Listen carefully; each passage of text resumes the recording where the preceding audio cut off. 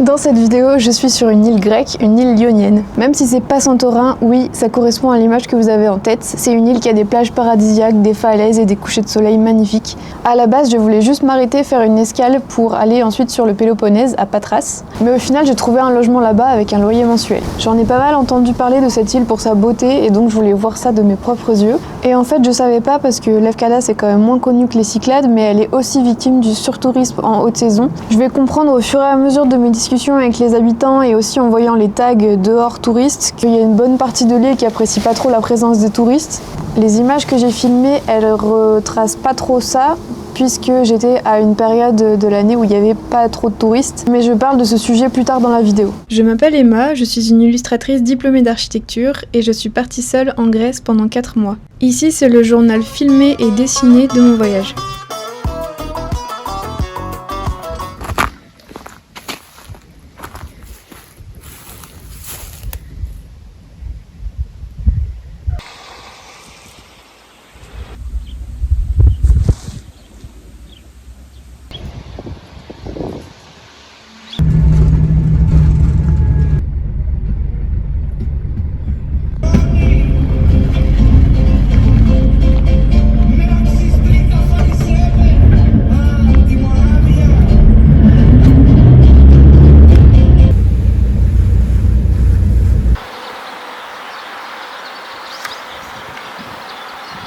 J'ai déjà dû prendre un taxi pour me rendre à l'aéroport parce que c'était là-bas qu'il y avait les locations de voitures.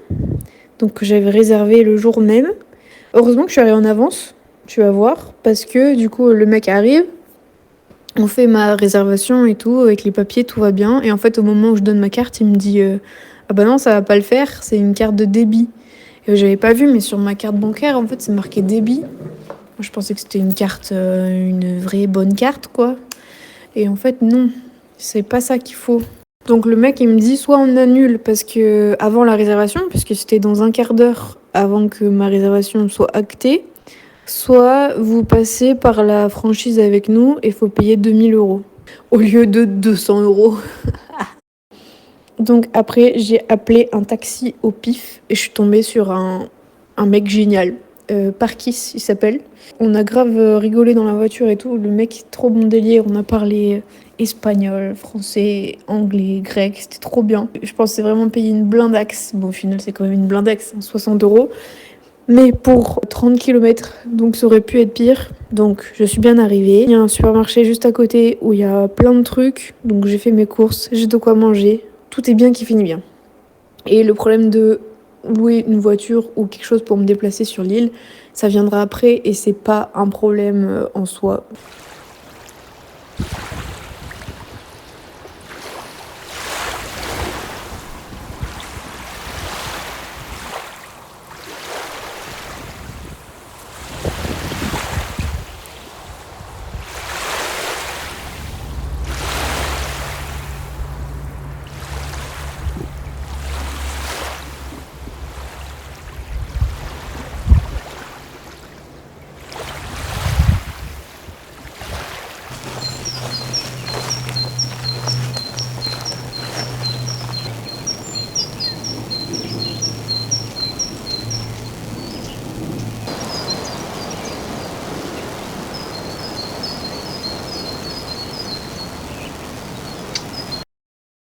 L'être humain et sa surconsommation.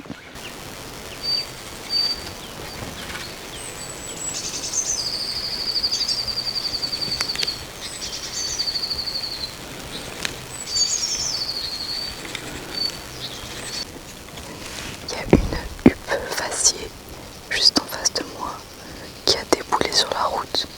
Elle est dans l'arbre là-bas. Je sais pas si je vais réussir à la filmer. Je la vois plus. Ah si. Vous allez jamais la voir, elle est toute petite. C'est trop beau. En fait, je suis montée voir un monastère de Aios Yorgos, je crois qu'il s'appelle. C'est marqué là.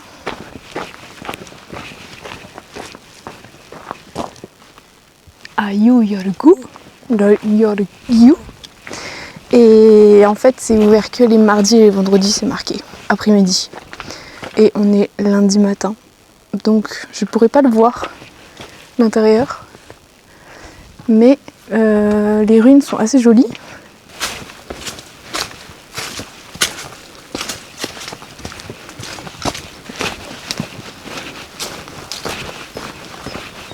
Ça y est, je suis en train d'arriver à Kolyvata. Il y a une église juste là. Là, il y a plein de fleurs. Il y a beaucoup de papillons jaunes comme ça. J'en ai croisé plein. Même l'église, elle a la clim.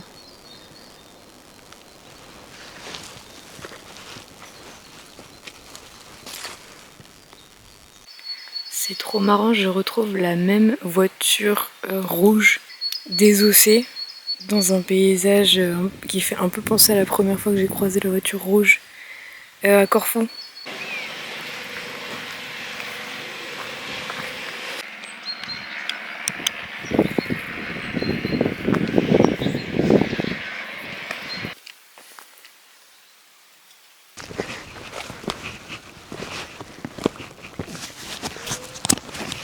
Je vais me poser ici, c'est très bien.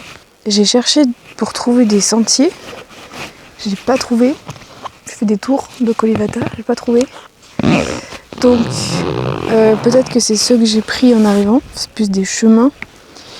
Peut-être que j'ai mal compris quand Nicolas m'a parlé de départ de sentier. Il y avait quand même pas mal de routes, mais j'ai croisé aucune voiture. En fait c'est très reculé aussi ici. Par contre j'ai croisé une tonne de papillons. C'est hyper rare, on en voit tellement peu. Voilà, donc avant de repartir, je vais me poser pour manger. Je vois au fur et à mesure, un peu comme dans tout ce voyage. À la base, je voulais retourner à Patras. Puis finalement, je me suis arrêtée à Corfou, à Lefkada. Après, je vais à Athènes. Je sais même pas si je vais finalement trouver un appart à Patras. Peut-être que... Enfin là, je suis en train de chercher à Athènes. Ça m'a l'air un peu compliqué. Je me prends beaucoup de noms.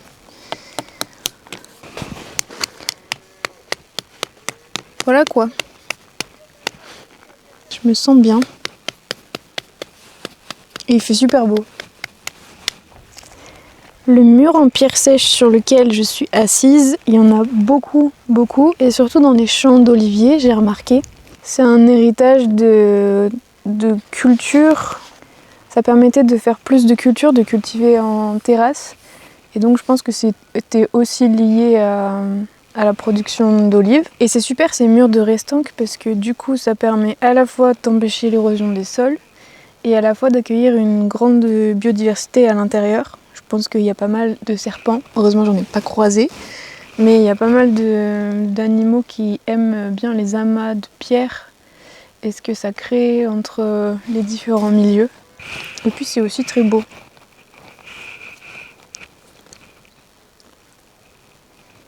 Devant moi j'ai un arbre mort magnifique qui est tout tourné, c'est trop beau.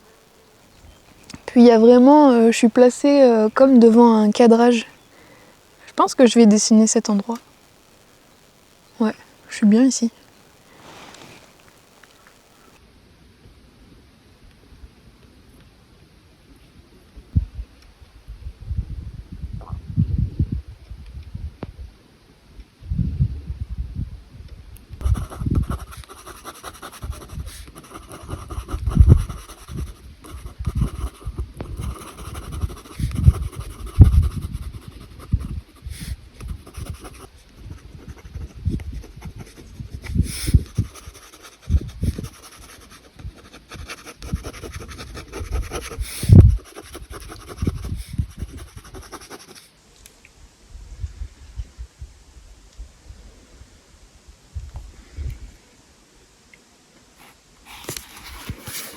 Bah en fait j'ai trouvé un sentier, mais il m'emmène pas vraiment là où je voulais. Je le suis et on verra bien.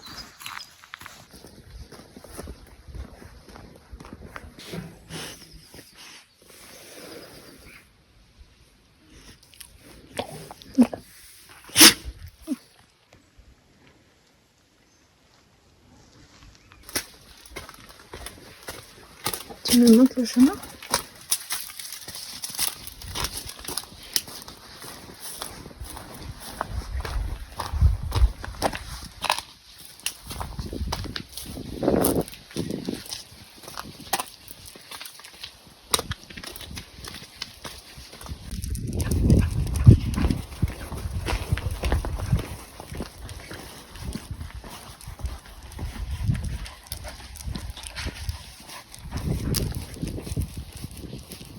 village des chiens ici.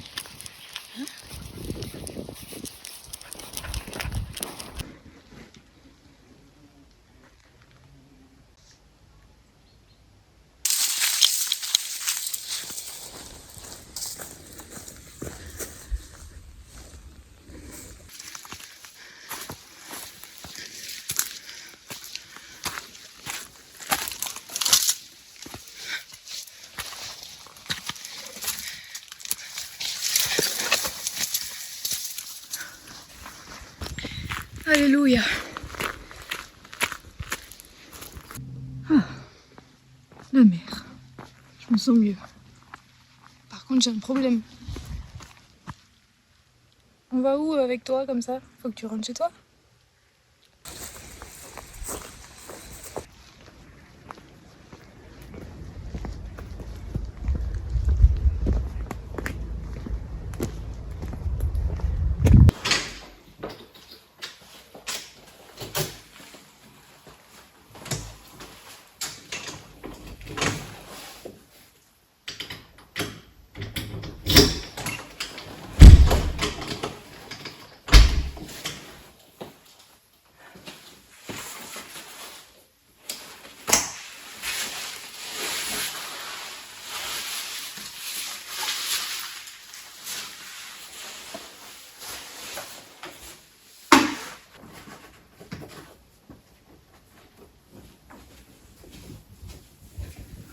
Bonjour!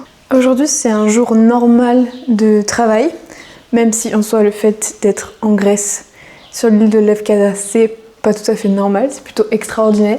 Ça fait 3-4 jours que je teste une nouvelle organisation de ma journée pour être plus efficace dans mon travail et à la fois aménager des temps où je fais autre chose. Donc j'ai écrit mon programme sur une liste de courses grecque.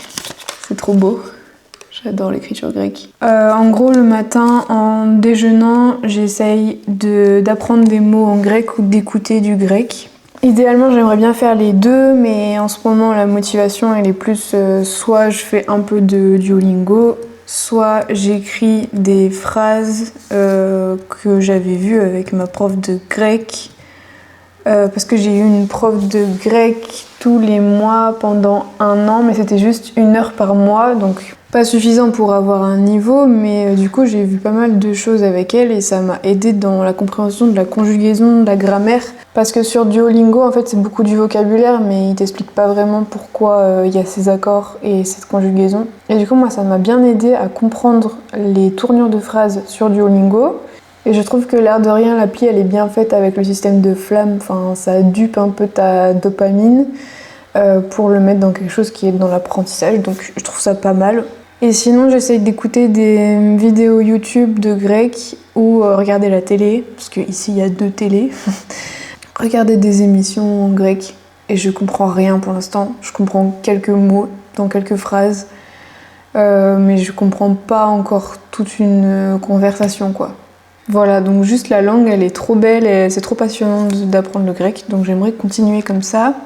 Ensuite, je me prépare et j'ai un premier bloc de travail de 10h à 13h. Donc là, il est 10h, je m'y mets. D'abord, je vais faire de l'URSSAF et puis ensuite, je vais dessiner des croquis à la main et c'est sûrement ça qui va me prendre ma journée. C'est pour un dossier éditorial, donc rien de sûr pour l'instant, juste du travail en amont. J'aimerais beaucoup que ça se fasse, mais c'est quand même assez challengeant pour moi parce qu'il y a beaucoup de personnages et c'est pas mon fort, donc ça me prend beaucoup de temps. Par contre, j'aime bien sentir que je m'entraîne là-dessus et que je m'améliore d'une certaine manière. Hier, je me suis fait refuser un devis pour une mission qui allait être plutôt très charrette, donc c'est pas plus mal, comme ça j'ai le temps de bosser sur ce dossier-là. Il faudra quand même que je trouve d'autres missions parce qu'en gros j'en ai 3 en cours, mais c'est toutes des missions qui passent par Chorus. Chorus c'est une plateforme de paiement officielle de l'État et en général ça prend beaucoup de temps les paiements via Chorus, donc ça serait bien que j'ai une autre mission entre ça parce que... Mais bon, on verra au fur et à mesure. Et tout à l'heure, il y a quelqu'un qui vient m'apporter ma voiture de location. Et du coup, je l'ai pendant 1 semaine avant de partir et ça va me permettre de vadrouiller plus sur l'île parce que là, je suis que sur la côte est. Et tout le reste, j'ai pas accès parce que à pied, c'est pas faisable et il n'y a pas de transport en commun. Donc voilà, je suis trop heureuse. Je vais profiter de mes temps libres pour faire ça, pour aller voir un peu tous les coins de l'île. Donc là, je vais me mettre à fond dans le travail avant que j'ai la voiture. Ça y est, j'ai une voiture. J'ai une Fiat Panda, comme c'est la tradition ici. Je rigole, mais en fait, on croise énormément de Fiat Panda ici. Voilà. C'est la voiture un peu passe-partout. Ce matin, j'ai bien travaillé et le programme de l'après-midi, c'est que je prends une petite pause parce que de 14h à 15h, je suis vraiment pas efficace parce que je suis en pleine digestion. Et je vais généralement marcher. Là, comme j'ai la voiture, je suis allée plus loin pour voir une nouvelle plage qui a l'air magnifique. Voilà, et j'ai emmené mon maillot de bain. Sait-on jamais. Je sais pas trop. Je vais aller voir la tête de la plage et puis après, je décide ce que je fais.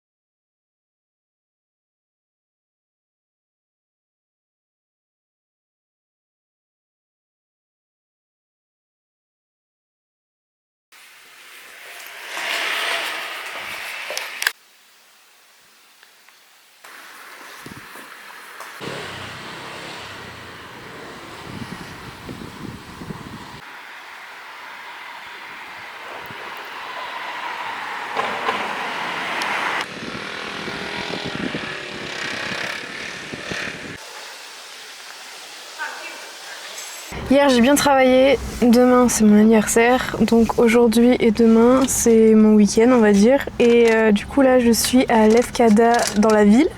Donc ce matin j'ai fait un petit tour, c'est petit, c'est mignon.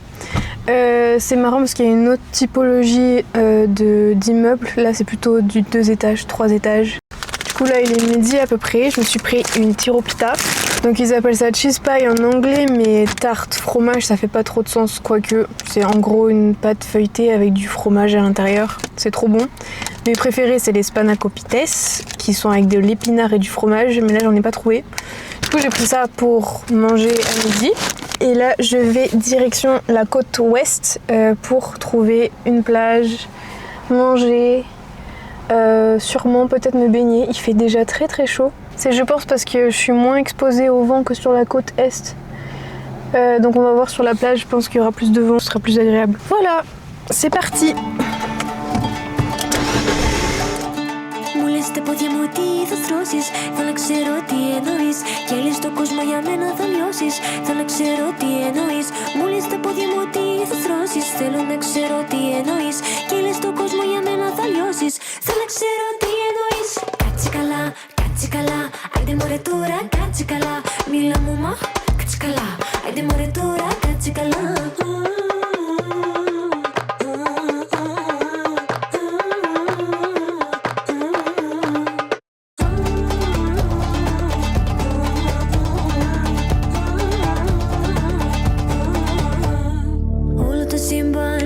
Στα κύματα βυθιστικά για να βρω τα δικά στα μάτια, να χαθώ στα δικά στα μάτια. Όταν χορεύεις το τσιφτετέλι, οι ουρανοί τραντάζονται και κατεβαίνουν οι αγγέλοι για να δουν τι γίνεται. Κάτσε καλά, κάτσε καλά, άιντε μωρέ τώρα, κάτσε καλά. Μίλα μου μα, κάτσε καλά, άιντε μωρέ τώρα, κάτσε καλά.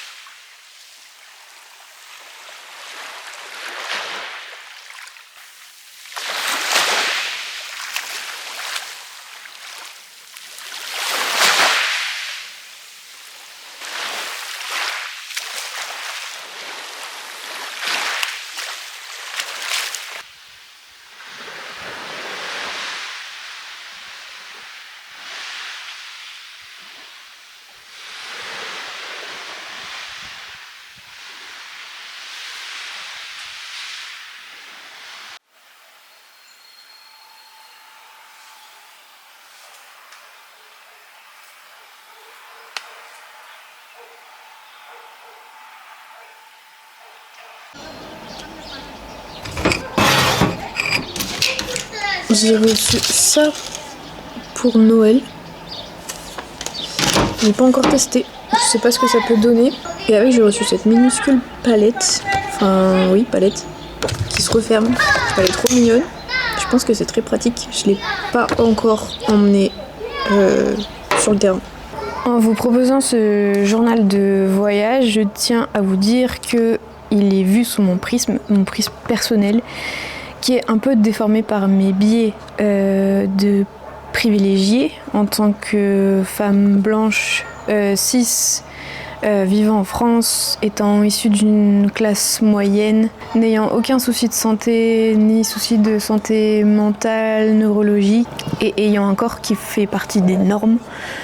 Donc je ne peux que être avantagée par ma position quand je voyage. Et d'ailleurs voyager c'est un truc de privilégié, mais j'essaye un peu de déconstruire le principe du voyage.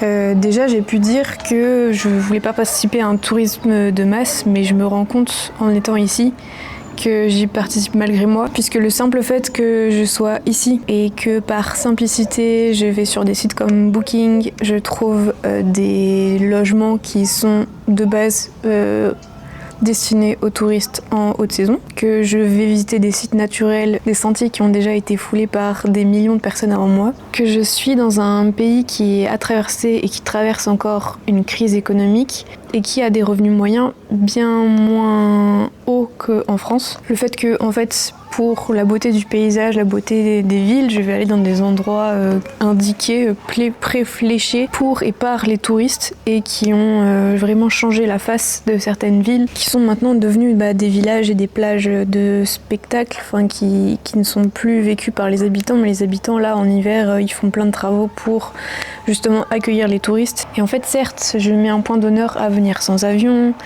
à venir avec un sac à dos, de privilégier les transports en commun quand il y en a, d'essayer de comprendre et de parler la langue. Donc avec tout ça, j'essaye le plus possible d'être consciente et en phase avec l'environnement qui est autour de moi. Mais malgré ça, je suis toujours une personne de plus. L'idée de ne pas voir les touristes et de me différencier alors que je suis clairement une touriste puisque je suis en voyage. Pour moi, le mot voyage, il va édulcorer, mais en fait, le principe de base de visiter un autre pays, c'est de faire du tourisme et de visiter des endroits. Donc, ça se rejoint un petit peu dans l'impact, même si on ne veut pas se mettre dans la même case que le tourisme de masse et même le fait de venir hors saison. En fait, je me pose la question si c'est pas trop comme si j'arrivais dans un endroit chez quelqu'un et que je m'incrustais alors que la personne était encore en train de préparer à manger et de ranger son appart, que j'arrive trop tôt en fait, j'arrive trop tôt. Et donc c'est ça qui me pose question maintenant. Et je me dis que c'est pas mal de se rendre compte de ça ici et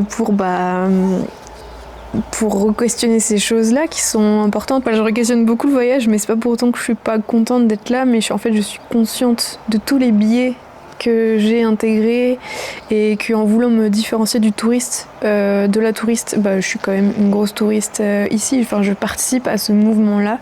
Et donc la solution parfois, comme à La Réunion ou d'autres endroits qui sont victimes de la gentrification et de l'Airbnbisation, et de la prolifération des Airbnb, la meilleure solution des fois c'est de pas venir. Ou de venir parce qu'on est invité par quelqu'un, par un ami, quelqu'un qu'on connaît ici. Voilà où en sont les réflexions que j'ai appuyées sur les vidéos de Manon Bril et de Sabine aussi, qui ont fait des vidéos sur le voyage et le tourisme et comment notre rapport aux réseaux sociaux impactait nos manières de voyager. En tout cas, ce voyage est riche en introspection et en réflexion et j'apprends beaucoup de choses sur moi-même et aussi sur l'histoire de la Grèce moderne qui, je trouve, est pas hyper documentée. J'ai vu des vidéos, des livres, mais je trouve que quand on tape Grèce, en fait, on parle très vite de la Grèce antique, mais on parle pas trop de la Grèce moderne en France. En tout cas, j'ai pas trouvé beaucoup de ressources là-dessus, donc si vous en avez, si vous en connaissez, ou si vous connaissez des personnes dont c'est le travail, je serais ravie que vous me partagez ces connaissances-là.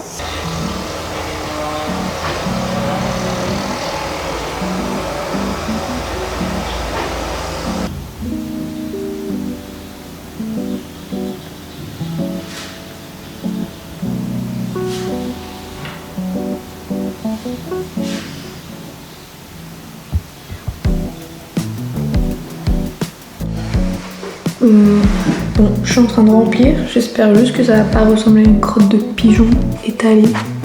Parce que pour l'instant, j'ai cette impression.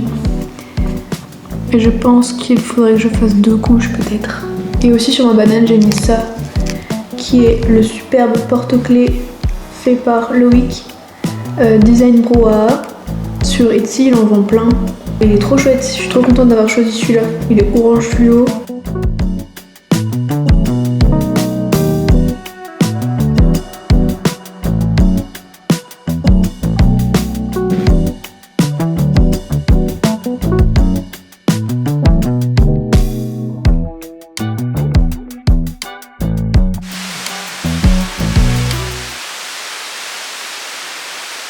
Aujourd'hui, c'est mon anniversaire. Après avoir acheté une bougie, j'ai pris la voiture pour aller voir les cascades pas loin de la ville de Nigri.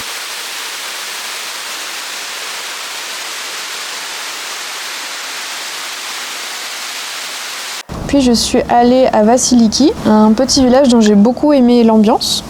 Et là-bas, il y avait un départ de sentier, alors je l'ai pris. J'ai traversé une belle forêt qui débouchait dans le village de Contarena, qui était tout de pierres blanches vêtues.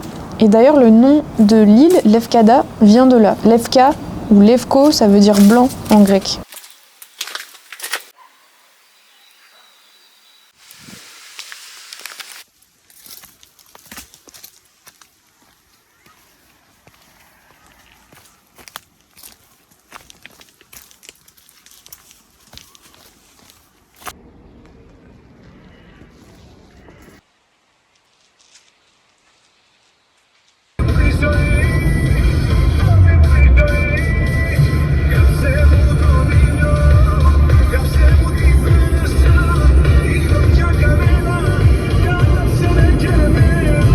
Le soleil se couche bientôt, alors je reprends la voiture, direction le phare d'Akrotiri. Akrotiri qui veut dire le cap, le bout de l'île. Le phare est beau, mais la route pour y aller encore plus. J'avais envie de m'arrêter à chaque virage, tellement c'était bluffant de voir ce phare dressé sur des falaises blanches comme ça, au coucher de soleil.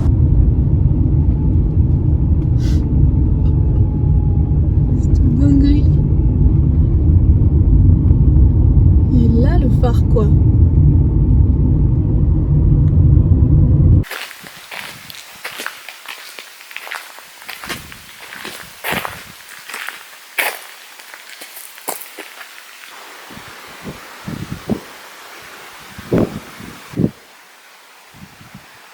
Une fois que je suis en dessous du phare, je vois un sentier qui descend et là au bout, le sentier il se perd complètement dans les fameux rochers blancs.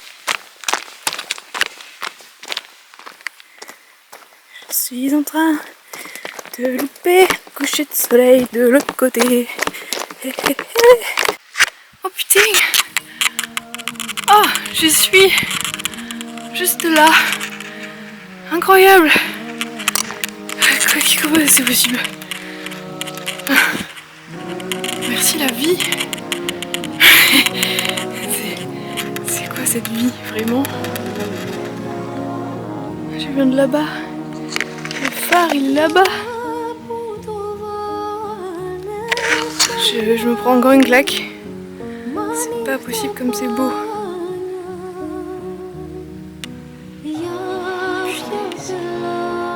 Purée, je pensais que l'autre côté c'était pareil. Pas du tout, c'est le vide. C'est le vide et le soleil qui se couche sur mes 28 ans.